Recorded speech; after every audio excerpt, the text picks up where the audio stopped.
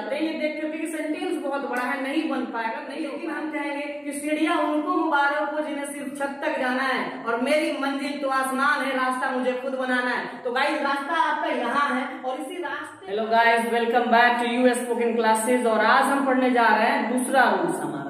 जैसा कि पहले रूल्स में हमने बताया था, पहला प्लस उल्टा चलो, यानी कोई भी अफर्मेटिव सेंटेंस यानी कोई भी स्टेटमेंट बनाने के लिए हमने जो नियम रखा हुआ था, पहला उस समय नियम था पहला प्लस उल्टा चलो, यानी कि सबसे पहले हमने क्या लिखना था, सबसे पहले वाले शब्द को लिखना था और फिर उसके बाद अपोजिट डायरेक्शन से चलते हुए सेंटेंस कंप्लीट कर लेना था, जो कि मेरा पहला वीडियो में आपको मिल जाएगा। अगर जो लोग चैनल पे नए हैं वे लोग पिछला वीडियो देख सकते हैं, जिससे कि उन्हें अंग्रेजी बोलने में या बनाने में या समझने में बड़ी आसानी मिलने वाली है। तो गाइज हम आज दूसरा नियम पढ़ने जा रहे हैं, हमारा रूल्स 2 है आज, इसको हम पढ़ने जा रहे हैं। तो रूल 2 के बारे में जानेंगे कि रूल 2 है क्या। तो गाइज इसमें जो भी सेंटेंस आएंगे वो हमेशा हमारा सेंटेंस जो भी क्लियर होगा आखिरी पहला प्लस उल्टा चलो, जो वो कौन सा सेंटेंस होगा, किस तरह का होगा, तो हम बात कर रहे हैं गाइज इंटेरोगेटिव सेंटेंस का। यानी इंटेरोगेटिव सेंटेंस जो भी आते हैं, जो क्या से सवाल पूछे जाते हैं, जो प्रश्न क्या से पूछे जाते हैं, उन सेंटेंस को बनाने में बड़ी परेशानी होती है, हमें वो समझ नहीं आता सेंटेंस कैसा बनाए। तो गाइज हमने 24 वर्ड में हेल्पिंग वर्ब जो 24 होते हैं हमने दे रखा आपको। आप एक बार जो लोग नए हैं वो पीछे वाले वीडियो में जाकर के उसको देख लेंगे ताकि आपको बिल्कुल बढ़िया से समझ में आएगा। और गाइज हम आज पढ़ने जा रहे हैं दूसरे रूल के बारे में। इसमें सेंटेंस कैसे होते हैं इस पे हम आज देखेंगे। जिस सेंटेंस हमारा हमेशा क्या से शुरू होता है, ऐसा सेंटेंस हमेशा क्या से शुरू होते हैं, तो जो भी क्या से सेंटेंस शुरू हो वो इस नियम पे बनेगा। जैसे क्या आप यहां आ सकते हैं,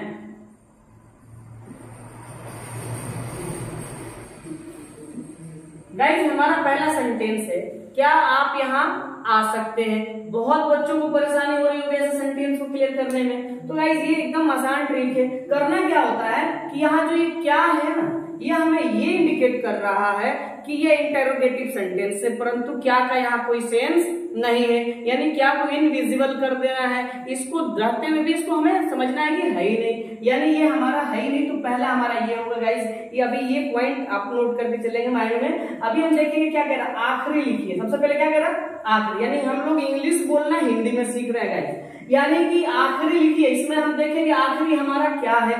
तो गाइस हमने यहाँ से लिखना शुरू किया था, हमारा लास्ट में क्या था सकता है, यानी सकते हैं हमारा वर्ड है। सकते हैं का मीनिंग होता क्या हमें देखना है, सकते हैं का मीनिंग होता है गाइस कैन। अब हमारा कह रहा है आखिरी तो हो गया, अब कह रहा है पहला, तो पहला हमारा इसमें शब्द क्या है, हमने पहले ही बताया कि क्या का कोई सेंस नहीं होता है, इसलिए क्या को जिस सेंटेंस में क्या आएगा उसमें हम क्या का कोई सेंस नहीं लेंगे गाइस। तो हमारा पहला क्या हो जाएगा, आप हो जाएगा, यानी आपका हमारा हो जाएगा यू, राइट। अब क्या कह रहा है, पहला हो गया, यानी थर्ड नंबर में क्या कह रहा है, उल्टा चलो, क्या कह रहा है उल्टा चलो। तो उल्टा चले तो ये तो हमारा हो चुका है ना, तो हमें देखना क्या है कि इसके बाद कौन सा शब्द आया हुआ है। तो हमारा वर्ब है आना, आना का होता है कम, और फिर उल्टा ही चलना है, उसके बाद कुछ दिया नहीं है ना, तो बस समझ लो कि उल्टा ही चलना है। तो हम यहाँ क्या देख पा रहे हैं गाइस कि हमारा यहाँ क्या बचा है, आने, आने का तो हो गया कम, अब यह बचा हुआ हमारा यहाँ, यहाँ का मीनिंग होता है हियर, यानी हमारा सेंटेंस हो जाता है कंप्लीट, यानी कैन यू कम हियर। अब किसी से हम बोल सकते हैं कैन यू कम हियर, यानी क्या आप यहाँ आ सकते हैं। तो हम ऐसा सेंटेंस करके हम लोग क्लियर कर सकते हैं, ऐसे नियम पे हम सेंटेंस को आसानी से बना सकते हैं गाइस। यहाँ हमें देखना क्या है कि नियम याद होना चाहिए, नंबर 1 हमारा आखिरी लगता है, नंबर 2 हमारा पहला, और उसके बाद हमारा नंबर 3 होगा जो हमारा उल्टा चलो, और अंत में प्रश्नवाचक शब्द हमारा लग जाता है ऐसे सेंटेंस में गाइस। दूसरा एग्जांपल लेते हैं हम लोग,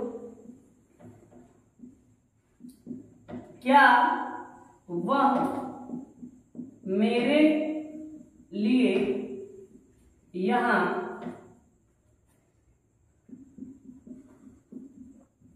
आएगा। हमने क्या कहा कि क्या वह मेरे लिए यहाँ आएगा।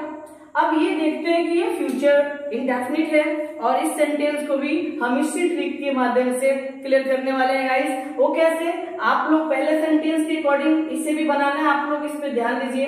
क्या कह रहा है कि आखिरी, जैसा कि मैंने बताया था कि आखिरी क्या है, जहां दो शब्द ऐड हुए हैं, एक ग गा गी जो कि फ्यूचर इंडेफिनिट को क्लियरिफाई करता है, और यहाँ हमारा आ यानी कि आना को जस्टिफाई कर रहा है कि आ मतलब आना होता है, ये दो वर्ड है गाइस। तो हमारा कह रहा सबसे पहले आखिरी लिखूं, आखिरी में हम ग गा गी का मीनिंग लिखेंगे, यानी ग गा गी का मीनिंग हमारा क्या होगा, यहाँ हम विल रख लेते हैं, राइट। आई और विल के साथ शैल का प्रयोग होता है सब्जेक्ट यदि हो तो, लेकिन बाकी सबके साथ हमें विल का प्रयोग करना होता है। तो हमने क्या करा, विल का प्रयोग, यानी आखिरी हमारा गा था, हमने उसका यूज किया विल, राइट। अब क्या करा, पहला, 2 नंबर पे क्या यूज करना है, पहला यूज करना है। इसमें पहला हमारा होता क्या है, यहाँ ध्यान देना है कि पहला हमारा क्या तो इसका कोई सेंस ही नहीं है ना, तो क्या का कोई सेंस नहीं, तो पहला हो ही नहीं सकता, तो हमारा पहला क्या होगा, वह का हमारा हो गया ही। अब क्या करें, उल्टा चलो गाइस, हमने दो चीज दिमाग में रखना है, पहला आखिरी और पहला, ये दो शब्द दिमाग में रख लो, बाकी उल्टा चल के सेंटेंस क्लियर करो।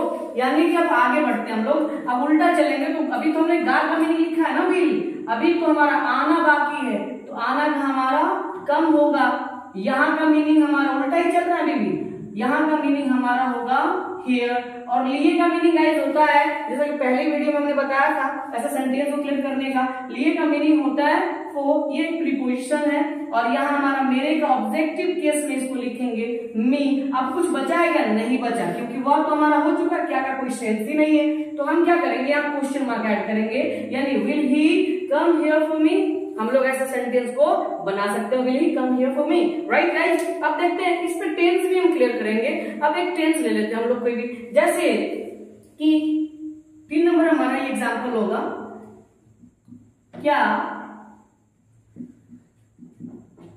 वे लोग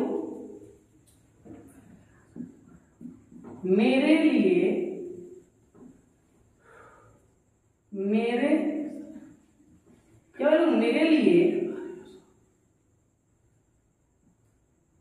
क्या वे लोग मेरे लिए वहां जा रहे हैं,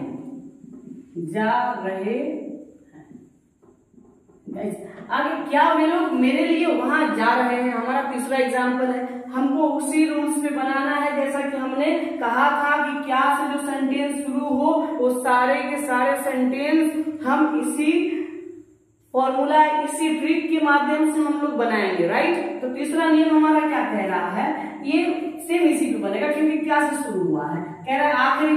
तो आप लोग इसको सोचिए आखिरी क्या है, जैसा कि हमने 2 सेंटेंस बनाए, आखिरी क्या था हमारा, आखिरी यहाँ था है का मीनिंग क्या होता है गाइस, है का मीनिंग होता है, और वैसे भी हमारा सब्जेक्ट जो पहला होता है ना उसको देखकर उसके अकॉर्डिंग हमें वर्ब का यूज करना होता है। तो हमने क्या देखा, वे लोग हमारा सब्जेक्ट है, इसके अकॉर्डिंग हमने है का मीनिंग देख लिया, है का मीनिंग भी यार होता है, हमने आखिरी का लिख दिया। अब क्या कह रहा है, पहला, यानी पहला लिखना है, तो ये तो है नहीं पहला हमारा, इसीलिए हम किसको पहला मानेंगे, वे लोग को, और वे लोग का मीनिंग होता है दे।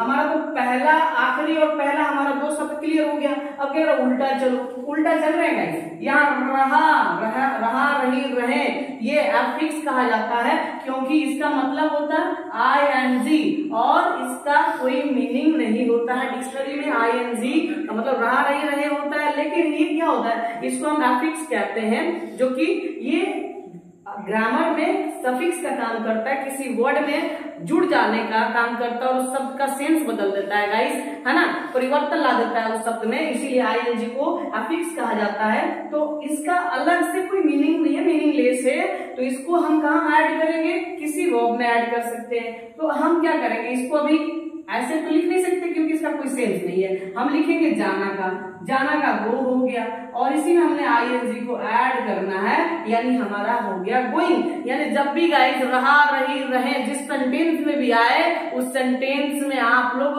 ING ऐड करो, किसमें, वर्ब में, जो हमारा मेन वर्ब होगा उसमें ING ऐड करो और हमारा सेंटेंस क्लियर होगा, है ना गाइस। तो यहाँ जा का हो गया हमारा, अब फिर आ रहा वहां का हमें यूज करना है देयर, फिर आ रहा लिए का हमें यूज करना है फॉर, और मेरे बचा तो मेरे का ऑब्जेक्टिव केस के रूप में यूज करना है मी, यानी कि यहाँ कुछ नहीं बचा, उसके बाद दे का तो हो चुका है, क्या का कोई सेंस नहीं है, तो इसीलिए हमें क्या बोलना है, are they going there for me, क्या बोलेंगे guys, are they going there for me, okay. तो उम्मीद करते हैं आपको समझ आ रहा होगा। चलिए एक लास्ट वन एग्जाम्पल और ले लेते हैं, हमारा ये चौथा एग्जाम्पल होगा गाइस, आप लोग बने रहे लास्ट तक, शायद इस वीडियो के माध्यम से आप अंग्रेजी कल से बोलना सीख जाए। तो हम कोशिश करेंगे चौथे एग्जाम्पल के माध्यम से आपको समझाना। चलिए हम देखते हैं क्या हम लोगों को गरीबों की मदद करनी चाहिए। अब गाइस सेंटेंस बड़ा है, बहुत बच्चे कंफ्यूज हो जाते हैं ये देख करके कि सेंटेंस बहुत बड़ा है, नहीं बन पाएगा, नहीं हो पाएगा, है ना। लेकिन हम कहेंगे कि सीढ़ियां उनको मुबारक हो जिन्हें सिर्फ छत तक जाना है, और मेरी मंजिल तो आसमान है, रास्ता मुझे खुद बनाना है। तो गाइस रास्ता आपका यहाँ है और इसी रास्ते पे आपको चलना होता है यदि आप कुछ करना चाहते लाइफ में। तो बस ट्रिक आप जानिए और ट्रिक के माध्यम से आप बहुत ऊंचे तक जाएंगे। तो गाइस वही रास्ता है जो इनको कंप्लीट कराएगा, वही दूसरा ट्रिक है जो इस सेंटेंस को कंप्लीट कराएगा। एक लौटे ट्रिक के माध्यम से आप सॉल्व कर सकते हैं, चाहे वो एक्सोलरी वर्ब हो या फिर वो टेंस हो। गाइस आप लगभग 99% आप टेंस और मॉडल वर्ब, एक्सोलरी वर्ब से जो भी सेंटेंस हमारे जो क्या से शुरू होते हैं उसको क्लियर कर सकते हैं। तो होप आपको ये वीडियो अच्छा लगा होगा और सारा कंसेप्ट आपको समझ में आ गया होगा। गाइस ये हमारा था सेकंड रूल्स, हम पढ़ेंगे कल की वीडियो में थर्ड रूल्स, और उम्मीद करते हैं कि आप कल फिर इस वीडियो से जुड़ेंगे। आपको कल फिर इसी समय में मेरा नेक्स्ट वीडियो मिलेगा गाइस, और उम्मीद करते हैं आपको वीडियो अच्छा लगा हो। तो प्लीज आप इस वीडियो को शेयर करें, ज्यादा से ज्यादा शेयर करें, लाइक करें और कमेंट के माध्यम से बताएं आपको ये वीडियो कैसा लगा, ताकि हमको और मोटिवेशन मिले और हम अच्छा से कर पाए।